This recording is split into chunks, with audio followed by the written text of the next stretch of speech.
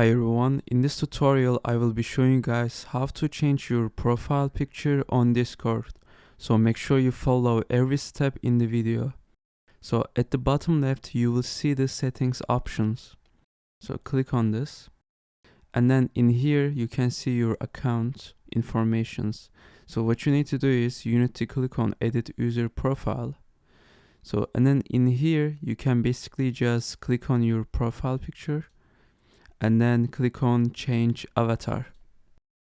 So after that you can basically upload image.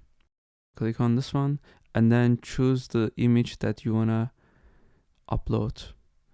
So I will be uploading from here, profile picture, and then click on open. You can basically just adjust. And then when you are done, click on apply.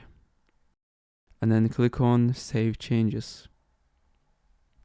So when we go back to our profile, so as you can see we just changed our Discord profile picture. So this is how you can change your profile picture on Discord.